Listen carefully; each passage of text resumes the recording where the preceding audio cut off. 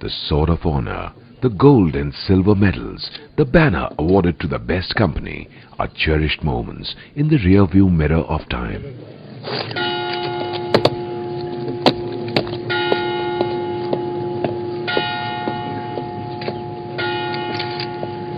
Bravo! The goal! Great!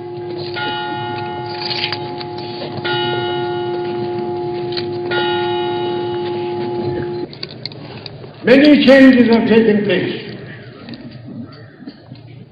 but one thing remains the same. That is your task and your duty. You are required to ensure the security of this country against any aggressor. What does that mean for you? It means that you should have to fight, and fight to win. There is no room for the loser. If you lose, don't come back. You will have disgraced the country. The country won't accept you. The people of cities, towns, villages and gowns where you come from won't look at you. Even your Gharwali will despise you. As I look around, I see parents, I see relations, I see friends who are looking at you with trust and pride. Make sure, gentlemen, that you don't betray their trust or their pride. May the winds of fortune blow kindly upon you, and may good luck attend all your deeds. I wish you great success. Thank you.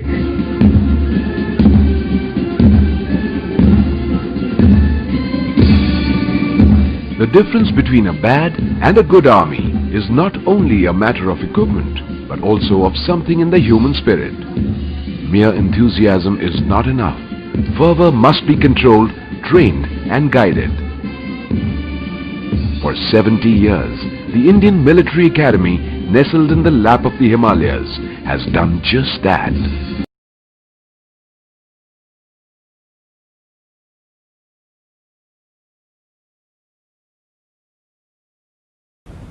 What is moral courage? Moral courage is nothing but to be able to distinguish right from wrong, and having done so, to say so when you are asked. A yes man is a dangerous man. He may rise very high. He may become a cabinet minister. He may even become a field marshal, but he will never become a leader. He will be used by his superiors. He will be disliked by his colleagues and despised by his subordinates. Shun a best man, a yes man. Talking of moral courage, sir, I'm going to give you an illustration from my own life. When Pakistan clamped down on East Pakistan, I was the army chief. Refugees started pouring into India, and the Prime Minister, Mrs. Gandhi, held a cabinet at 10 o'clock in the morning, to which the following were asked to attend. The Foreign Minister, Sardar Swaran Singh, the Agriculture Minister, Mr. Fakhruddin Ali Ahmed, the Defence Minister, Babu Jagjeevan Ram, the Finance Minister, Yashwant Rao, and poor old Sam Manekshaw. And Mrs. Gandhi, presiding, read out messages which she had received from chief ministers of West Bengal, Tripura and Assam, that hundreds and thousands of refugees are pouring in. And she looked at me and said, "Chief, what are you doing about it?" And I said, "Nothing. You've got nothing to do with me. You didn't consult me when you had all your comic strip cowboys aiding and abetting the East Pakistanis to revolt against Yahya Khan. But I have a long nose. I've been watching everything that's happening. What do you want me to do?" He said, "I want you to enter East Pakistan." I said, "Oh, do you know what that means? It means war." But she said, "I don't mind if it's war." So I said, "Have you read the Bible?" So Sardar Saran Singh, the foreign minister, in a nice Punjabi accent, said, "What has Bible got to do with this?" And I said, "The first book, the first chapter, the first paragraph, the first sentence, God said, 'Let there be light,' and there was light. And you say, 'Let there be war.' Is it war? Are you prepared?" I certainly am not. It is now end of April. The Himalayan passes are opening. And if the Chinese give us an ultimatum, and again the foreign minister turned around and said, "Will China give ultimatum?" And I said, "You are the foreign minister, you tell me." And I said, "Prime Minister, I have my formations. My armored division is in the Jhansi-Babina area. I have one division in Andhra Pradesh, another division in Tamil Nadu and Kerala. I have to bring them all to their concentration areas. I will require every railway train, every railway wagon, all the road space to move these people." And I turned around to the agriculture minister. "We are harvesting in the Punjab, we are harvesting in Haryana, we are harvesting in the United Provinces. And you will not be able to move your harvest. And if there is a famine, it will be you to blame, not me." Then I turned around and said, "My armored division, which is my striking force, which should have a 197 tanks operational, I have only 13 tanks which are operational." So my friend Yashwantrao Chavan, he said, "Sam, why only 13? I said, "Because you are the finance minister. I have been asking, pleading, and you said that you got no money." Then I said, "Prime Minister, this is the end of April. In a few weeks' time, the monsoon will break in East Pakistan. And when it rains there, it pours. The whole place gets flooded. Rivers become like oceans. If you stand on one bank, you cannot see the other. My movement will be confined to roads. Because of climatic conditions, the Air Force will not be able to support me. And if I were to go in now, I guarantee you 100% defeat." I don't know if you've ever seen an angry Prime Minister. I've seen an angry wife, my own. But my Prime Minister was livid.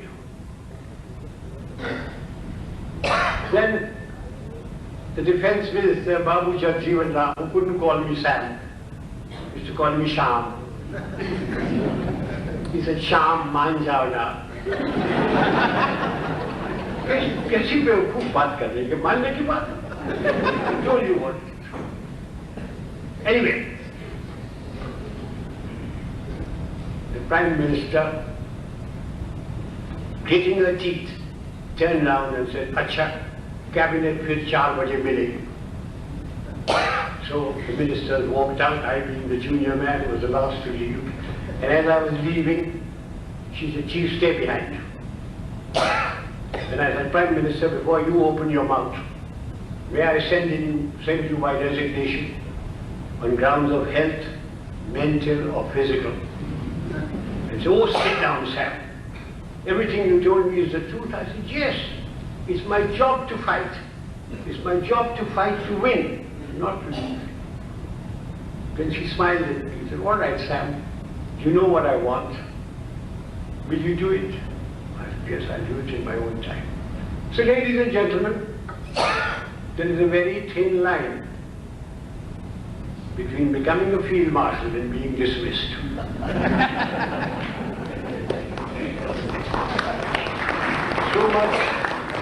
So much for moral courage. You have to have moral courage. Ladies and gentlemen, when the Prime Minister asked the army chief to send troops into the Warsaw of the Golden Temple, if the army chief had courage to stand up to her and say that, look, you're sending troops into the Holy of Holies of the Sikhs. They are a very religious people. They are very stupid people. If we had done that, we would not have alienated a whole community. And the Prime Minister would not have been shot later. It requires moral courage to stand up to authority and tell them the facts. And they will listen to you. So much for moral courage.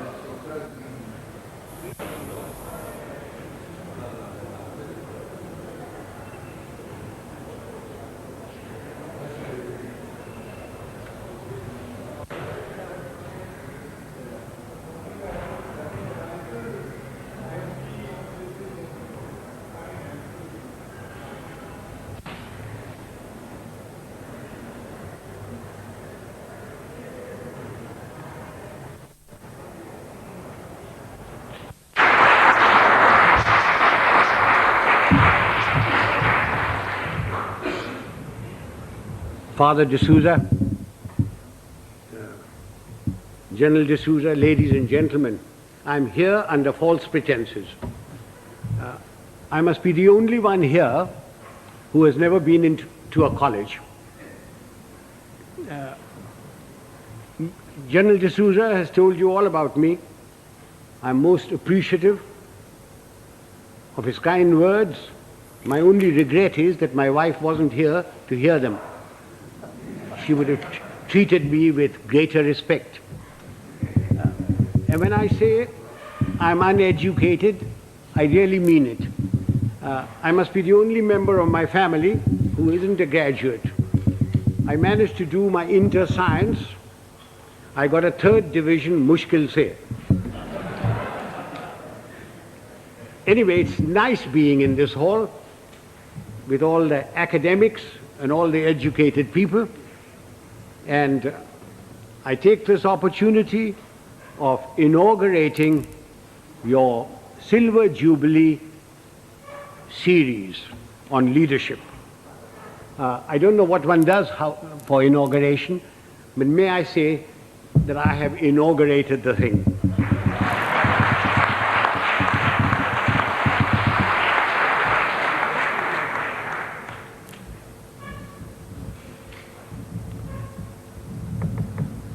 For a long time,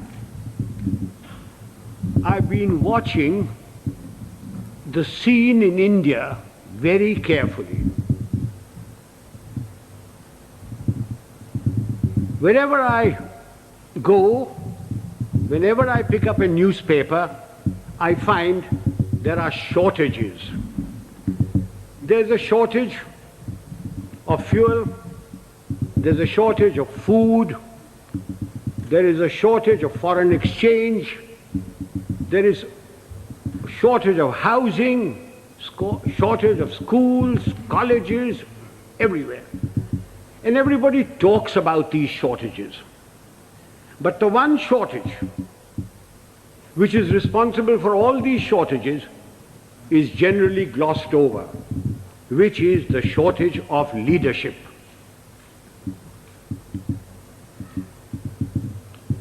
Father, don't misunderstand me, and gentlemen of the press, please don't misquote me, which you are always capable of doing and which you continue doing. When I talk of shortage of leadership, I do not mean just political leadership. I mean leadership in every walk of life. Whether it's political, administrative, in educational institutions, in our sports organizations, in our industry, amongst labor, amongst the law and order contingents, there is a shortage of leadership. I do not know whether leaders are born or leaders are made. There is a school of thought which says leaders are born. Father, we have a population of 780 million people, and we procreate at the rate of one Australia every year. And yet, there is a shortage of leadership. So if those of you who think that leaders are born and who contribute to that theory, may I suggest you throw away all Planned Parenthood and really let yourselves go. If leaders are not born, can leaders be made? It is my view that give me a man with reasonable common sense and decency, you can make a leader out of him. What are the attributes of leadership? There are many attributes. The cardinal attribute for leadership is professional knowledge and professional competence. Now you will agree with me that you cannot be born with professional knowledge, even if you are the child of a minister, the son of a member of parliament, or the progeny of a field marshal. Professional knowledge has to be acquired the hard way. It is a constant study. Professors, engineers, architects, lawyers, solicitors, doctors, they all study their professions continuously. They all contribute to magazines, to newsprints, to all sorts of things. But we in India, as soon as we reach positions of power, whether it's ministerial, secretarial, armed forces, or anywhere else, we think we are the repository of all knowledge. Professional knowledge has to be acquired the hard way. And without professional knowledge, you can never have professional competence. And if you haven't got professional competence, you cannot be a leader. I wonder, those civilian gentlemen who have been charged with the security of this country, whether they have ever read a book on the military profession. I wonder if they know the difference between a gun or a howitzer. I remember a minister one day coming to me. I'd left being the army chief then, and said, and I will talk to you in his own language, "Zara batao, ye howitzer kya cheez hoti hai?" And I said, "What are you talking about, howitzer?" Then I discovered that he meant a howitzer. And I said, "Well, why are you asking me? Why don't you ask the army chief and others?" He said, "Kaise पूछे उनसे? मैं minister हूँ, तेरे से तो पूछ लेता हूँ, तू जानता है कि मैं बेवकूफ हूँ." I wonder if they can distinguish a mortar from a motor, or a gorilla from a gorilla, although a great many resemble the latter. Ladies and gentlemen, professional knowledge is a sine qua non of leadership. You have to have professional competence if you are expected to lead anything. It doesn't matter whether you are in the army, whether you are in a teaching profession, whether you are in industry. Unless you have professional competence and professional knowledge, you cannot be a leader. And it has to be acquired the hard way. You've got to study all your life. What takes me to the next attribute? The ability to make up your mind and take a decision. And having taken that decision, accepting full responsibility for it. Those of us who have suffered at the hands of superiors who cannot take a decision know what it's like. An act of omission is much worse than an act of commission. An act of commission can be put right, even if the decision is wrong, by colleagues, by subordinates, by somebody. But an act of omission cannot be put right. Why does a person not take a decision? Because he lacks confidence. Why does he lack confidence? Because he lacks professional knowledge and competence. Eustace will tell you that when I was the army chief, I'd go around, ask my generals, "What are you doing about this?" And he said, "Sir, I've been thinking, I've been considering." And then I produced for myself a Manekshaw-ism. And Father, will you forgive my language? I used to say, if you must be a bloody fool, be one quickly. Take a decision and then accept full responsibility for it. Do you know how much money is lost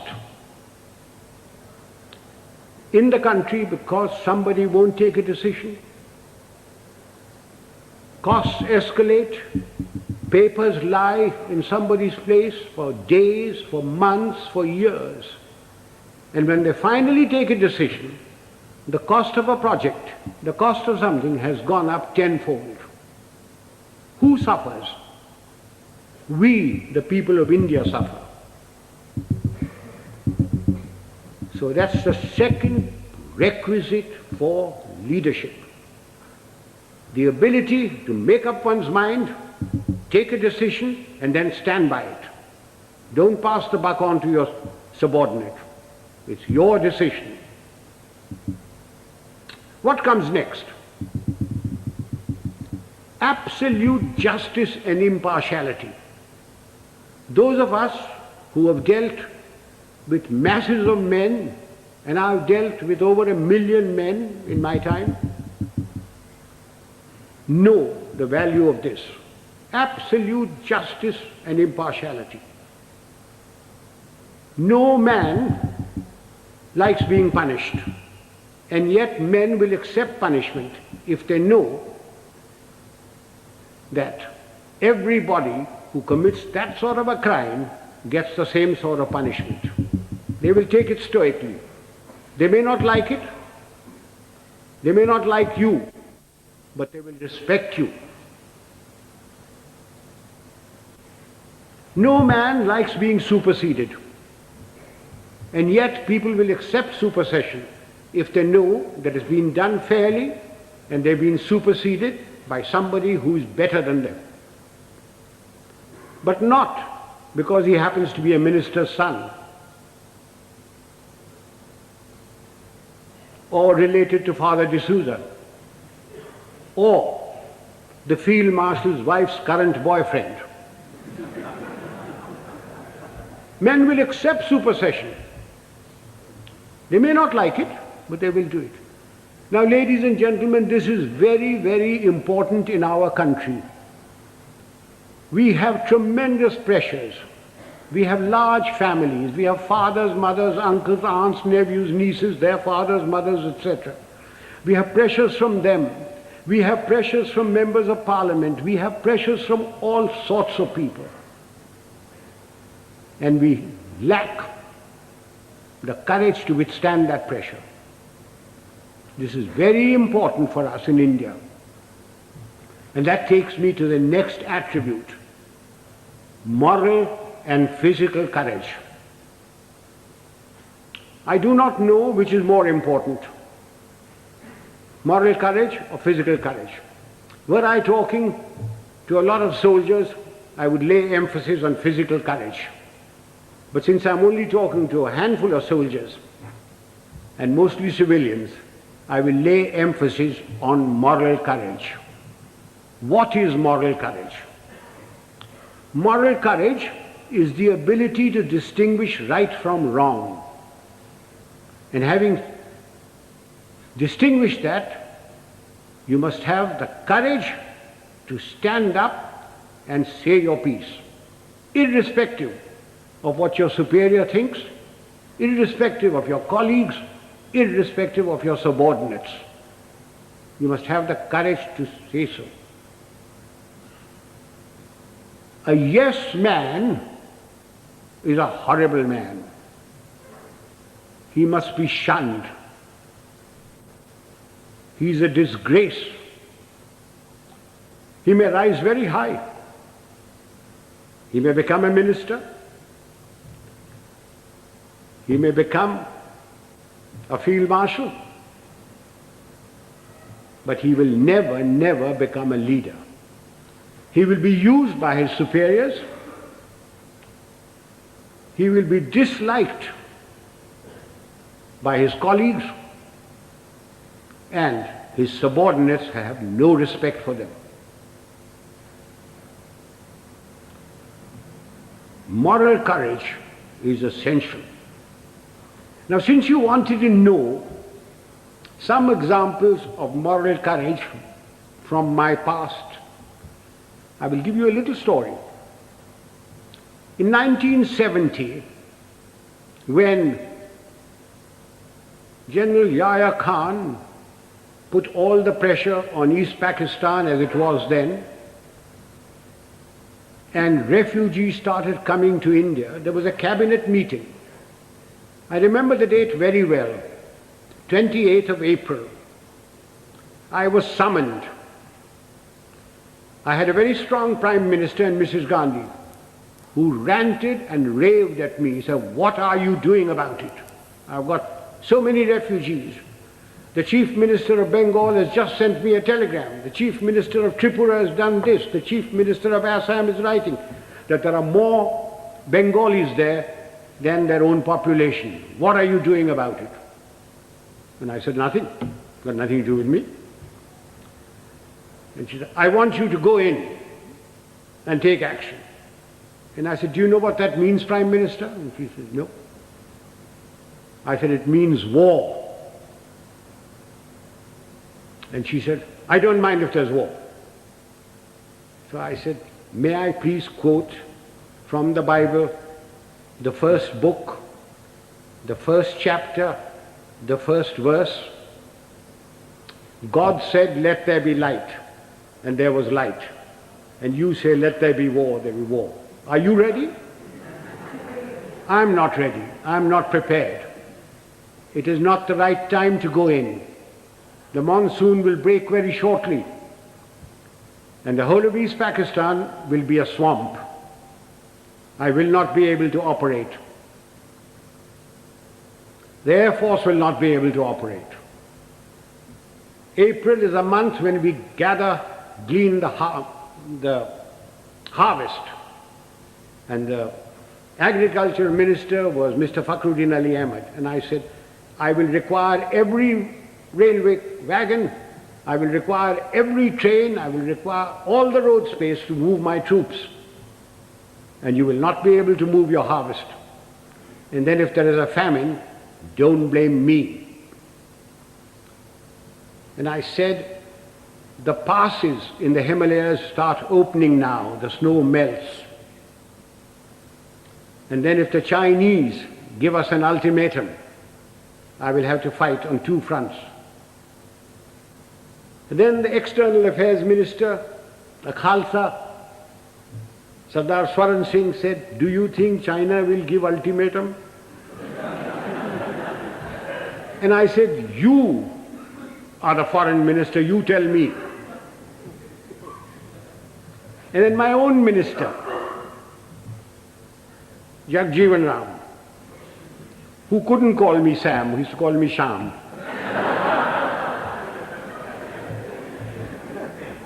He said, Sham, maan jao na. I said, you can manne ki baat hai? I'm telling you what the facts are.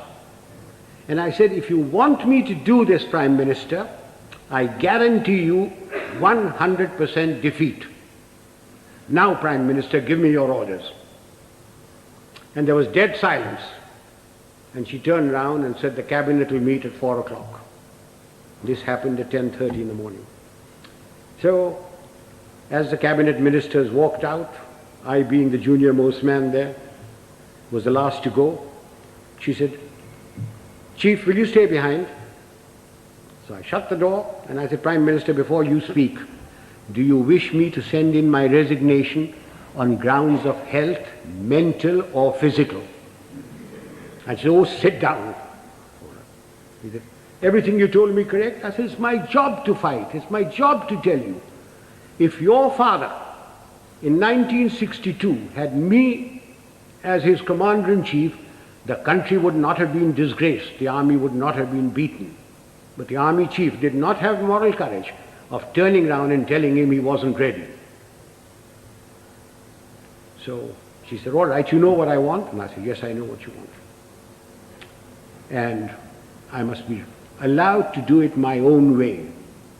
And she said, all right, you know what I want.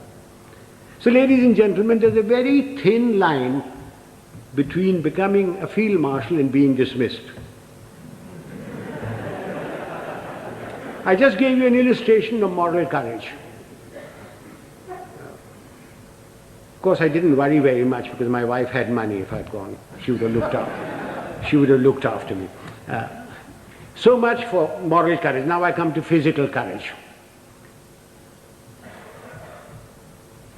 Fear is a natural phenomenon like hunger and sex.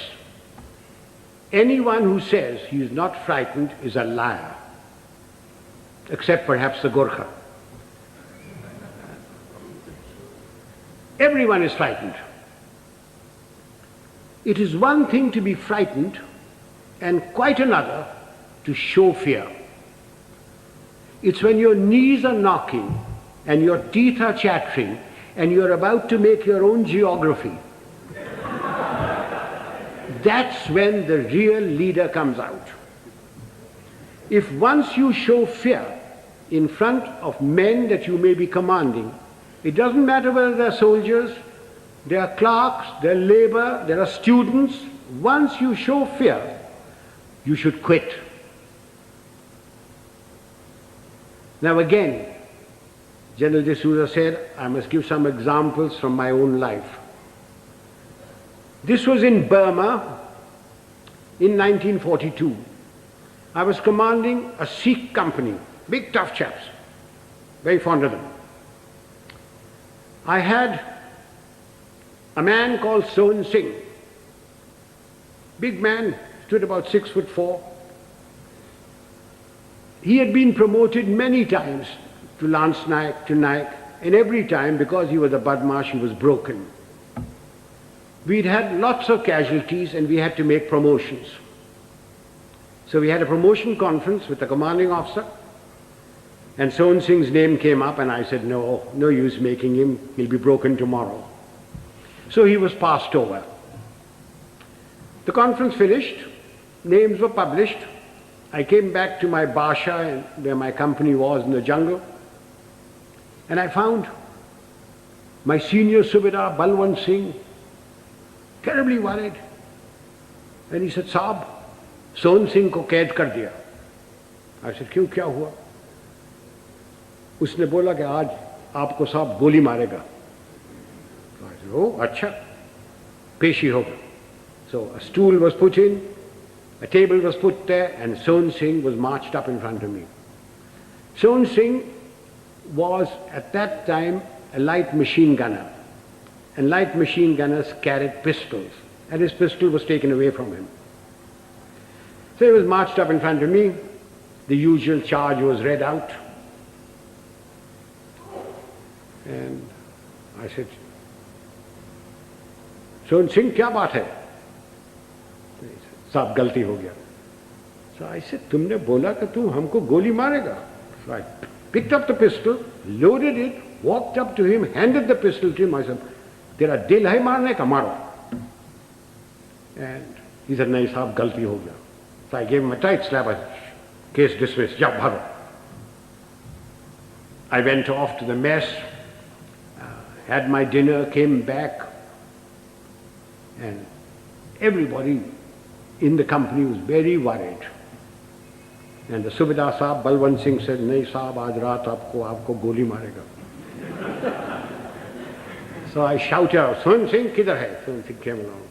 I said, Son Singh आज रात मेरा बाशा पर तुम Sentry होगा, और कल सुबह 5 बजे 1 मग्गा चाह और 1 मग्गा गर्म पानी दाढ़ी बनाने के लिए. कोई शक? बेशक, भागो. And I went in there. I was woken up in the morning by Son Singh with a mug of tea and a mug of hot water, and he followed me like a lamb throughout the conflict. Now, ladies and gentlemen, if you think I wasn't frightened, you are mistaken. I was terrified. But if I hadn't done that, and put Son Singh in the clink or something like that, everybody would have said, Dekha, hamara saab darta hai. Just an example of this. How often during riots and all that, some young sergeant with nothing but a little stick in his hand has walked in and quelled everything by showing courage. So physical courage is essential to leadership. You needn't be foolhardy like I was. I was very young. I don't know whether I'd do it today. But physical courage is essential. That takes me to the other attribute, loyalty. Now, does loyalty require very much explanation? We all expect loyalty from our subordinates. Do we give loyalty to them? Loyalty is a two-way thing. We expect loyalty, we have to give loyalty. Do we give loyalty to our colleagues? So remember that for leadership, you expect loyalty, you've got to give loyalty. Time is running short. There are other attributes. Remember, leadership is nothing else but management of men and resources. Management of men. Men have problems. Men in numbers can be very nasty, and a leader must be able to deal with them very firmly. When people misbehave, like they are misbehaving in Bombay these days, it's no use saying Jai Hind to them. You've got to deal with them very, very firmly. But you must never forget that men have problems. They have human problems. They have problems of death. of debt, of family problems. They get easily despondent. And therefore, the leader must have a human touch. He must have a sense of humor to get them out of their despondency. He must have the gift of the gab. Unfortunately, our leaders have the gift of the gab, but they have no sense of humor. Further, men and women, generally speaking, like their leader to be a bit of a man, a bit of a lad. Take examples from history. Julius Caesar. Julius Caesar, you will agree, he was a great leader. When he came to Rome, the senators used to lock up their wives. Take Napoleon. He had his Josephine and Marie Antoinette and Georgette and Paulette and any number of things. And you will agree he was a great leader. Take the Duke of Wellington. The night before the Battle of Waterloo, in his chambers there were more women of luscious proportions than staff officers. And he was a great leader. Do you know, sir, a thought has just struck me. All these three people that I've talked about had one thing in common. They all had long noses.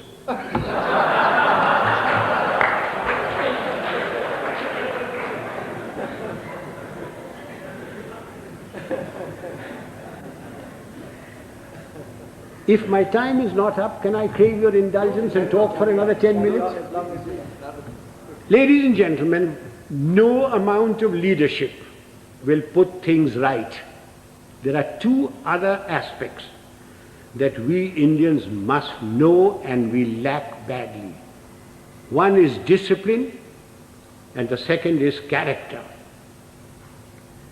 What is discipline? Discipline is a code of conduct for decent living in society one with the other. Who lays down this code of conduct? Not the Prime Minister, not Parliament.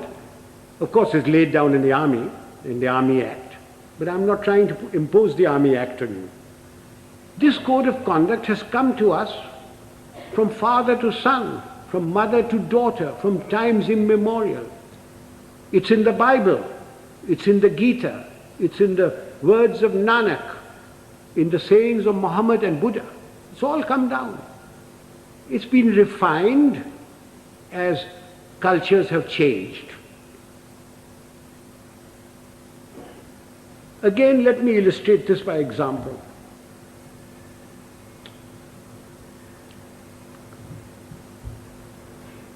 Non-punctuality is an act of ill discipline, which is injurious to the state, injurious to its people. Some time ago, sir, I was invited to a university, as also my wife, unlike today.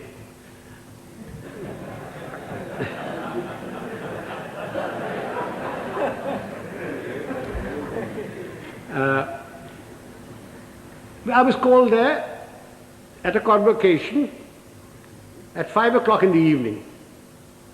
And having been in the army for 50 years, telling the driver, go slow, go fast, arrived there at 5 o'clock in the evening. I was received by the Vice Chancellor and his lady, the Union Secretary, escorted to the dais. My wife too was asked to sit on the dais, and she politely refused, saying that she'd much rather sit down, as this is the only opportunity she has to look up to me. And as usual, I was garlanded. The Vice Chancellor sang my praises and asked me to talk to these people. There were about 5,000 boys and girls there, plus deans, plus professors, plus lecturers, everybody. And as I got up, to get to the desk, to the lectern, the Vice-Chancellor says to me, sotto voce, Field Marshal, a fortnight ago we had invited a VIP to the same function. He was allowed to stand at the lectern for exactly 15 seconds. I wish you good luck. I said to myself, had the Vice-Chancellor said this in his letter of invitation, I wonder whether I would have come. Anyway, I got up to the lectern and I addressed the gathering for the amount of time that I was allowed. I was heard in pin-drop silence, and at the end of it, I got a thunderous applause. The Vice-Chancellor and his lady, the deans, professors, lecturers, the student body, and even my wife stood up and gave me a standing ovation. I was most relieved.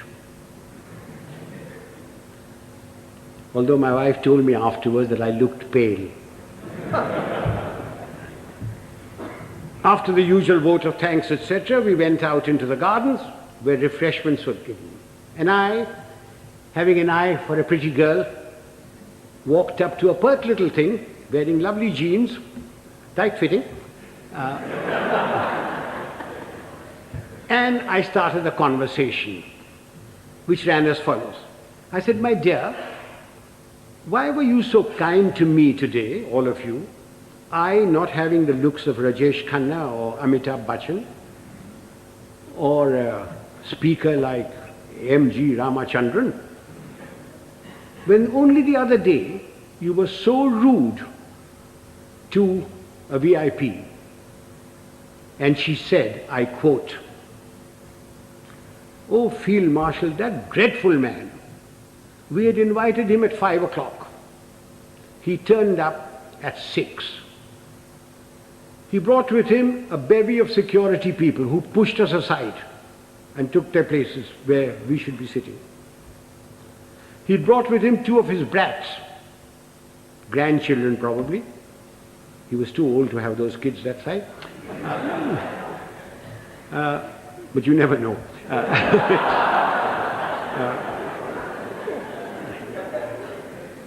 He was received by the Vice-Chancellor and lady. He was the Union President garlanded him, and he demanded garlands for his 2 brats. The Union President, being very flexible, diverted the garlands for the Vice-Chancellor and his lady to these brats. And then the Vice-Chancellor sang his praises, saying how fortunate we were that he had come here, that he has done so much for the country. And all the while, this man sat there. He had come unwashed, unshaven, wearing a dhoti, exposing 4/5 of his legs, scratching away.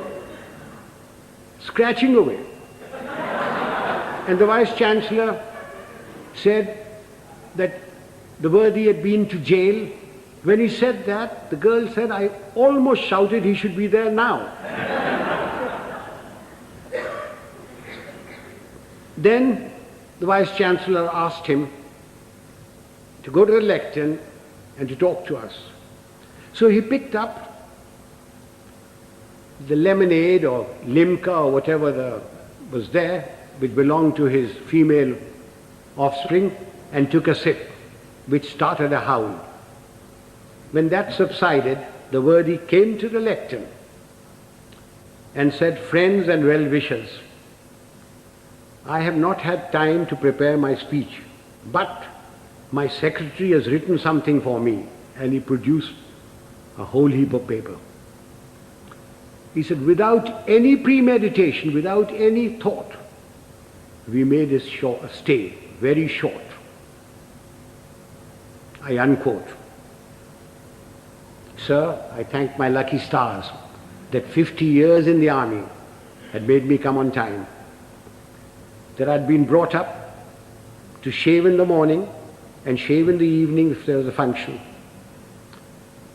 that I had a lounge suit on And although I have very nice legs, I didn't expose them. That I didn't suffer from itch or eczema to indulge in the scratching of the unmentionable.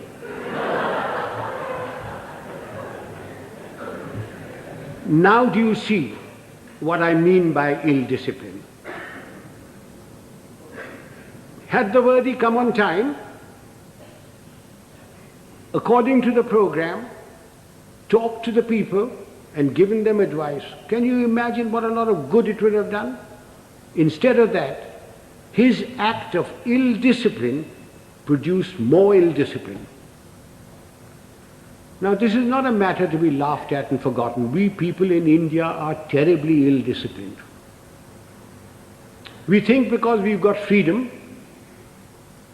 that we can do what we like. I do not stop you from criticizing, to standing up for your rights. I think it's your duty to do it. But what I abhor are the acts that we've gone into because we've got freedom. Why do we have to spit pan all over? Why do we have to write on doors and things? Why do we have to keep staircases dirty and filthy? Why do we have to throw garbage in somebody else's compound? These are all acts of ill discipline. It is because of these acts of ill discipline that you have corruption, you have smuggling, you have all sorts of things. Even animals in Tanzania are better disciplined. I went there 4 years ago and I saw lions, lionesses, zebras, etc. They were all so disciplined. If the lion wanted to do his stuff, he went behind cover. He didn't spit. I came back from Tanzania. I arrived at Bombay airport. I cleared my baggage, and as I was walking out, there was a big, fat slob of a man who squirted damn pan on my trousers. And when I gave him a tight kick, he was most indignant. He didn't think he'd done any wrong. Why? Why do we tolerate it? So much for discipline. So everybody's been extremely well disciplined so far. Will you give me your indulgence for just another few minutes? I said character. By character, I don't mean the sort of thing which the father will preach to you. Of course you must be honest. Of course you must be truthful. Of course you mustn't covet thy neighbor's wife. Not when father is listening. Of course you mustn't. All that is part of character. But I mean something bigger. It's knowing yourself, knowing what you really are. Unfortunately, we lack that sort of character. And what little we have is denuded by our fans, by the sycophants around us, by the hangers-on. Again, let me illustrate this by an example. Some years ago, Hollywood produced a picture of the great violinist and composer Paganini. And they got a very handsome actor, tall, good actor, who had some knowledge of the violin to take the part of Paganini. And he was drilled to perfection, so that when that little cadenza was played and screened, the critics raved over it. Raved at the movement of his fingers and of his bow. And this man's fans, sycophants, hangers-on, went on telling him that he was greater than Menuhin, greater than Heifetz, greater than Chrysler. And the man started believing it. And it took 8 months in a psychiatric home to rid him of this delusion. Do you know, sir, after the 1971 conflict, my fans, my hangers-on, the sycophants around me kept telling me, "Sir, you are the greatest general the century has produced. You are better than Rommel. You are better than Guderian. Auchinleck was nothing." And just as I was beginning to believe it, the Prime Minister created me Field Marshal and sent me off to the Nilgiris. And a hard-headed, no-nonsense wife deprived one more inmate of a psychiatric home. I thank you, sir.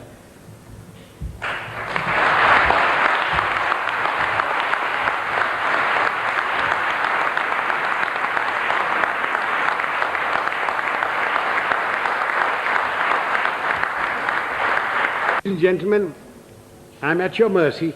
You can ask me any question you like, personal, pertinent, or impertinent. I'm getting deaf, so you'll have to come nearer me. Punctuality is very essential for this. This engagement was announced at 6:30. You're quite right, sir. I was ready. I was told I was going to be picked up at 6 o'clock. I was ready, waiting. In fact, the people who organized the function came up to me. Just came out of my bath and said, "General D'Souza says, please do not come before 6:45. So will you hang around till 6:30 and then we'll bring you here." Not my fault. I was there absolutely on time. Please blame General D'Souza. And he had a reason that everybody works till 6 o'clock. Traffic is also there, and therefore he decided it was going to be 6:45. I would like to add that We got to go into East Pakistan. None. Militarily. You cannot go into anybody's country. But we had 9 million refugees.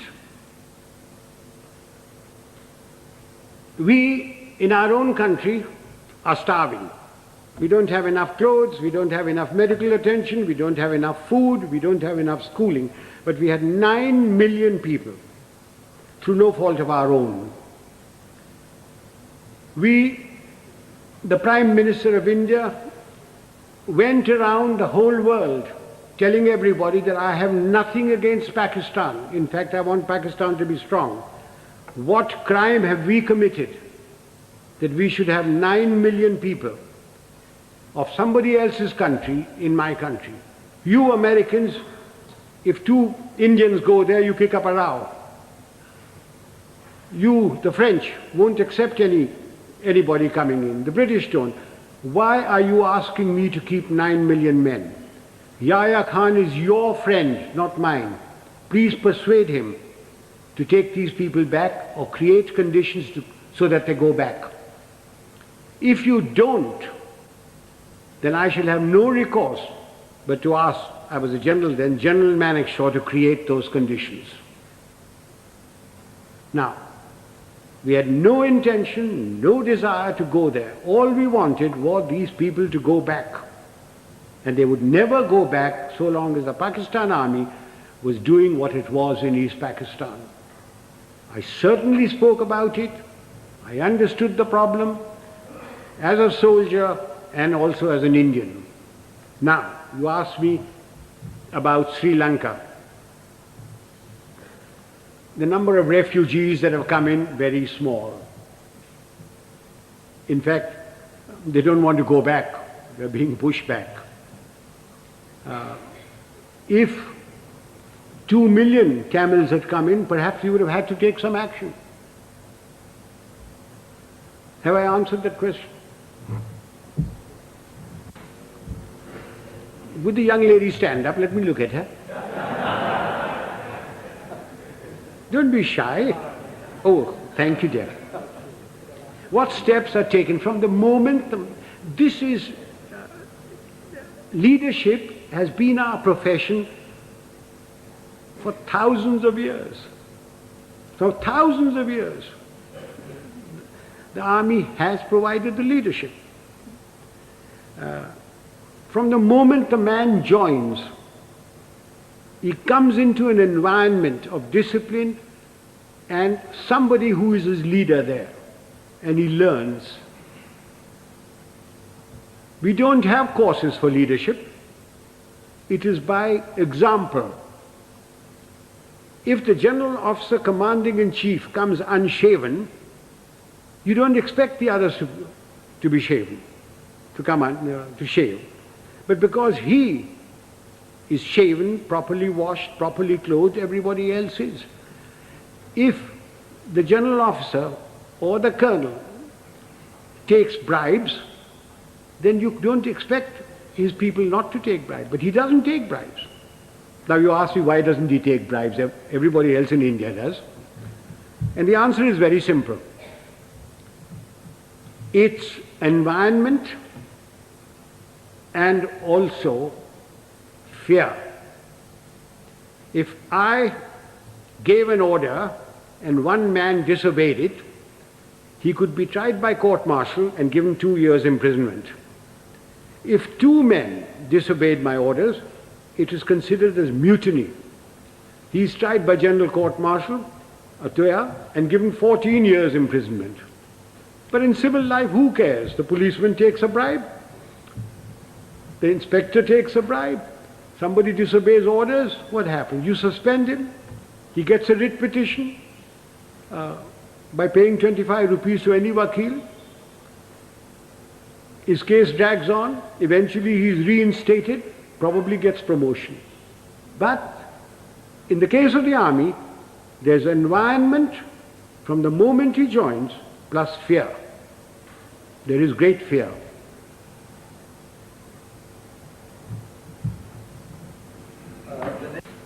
We Indians are alleged or supposed to be very religious people.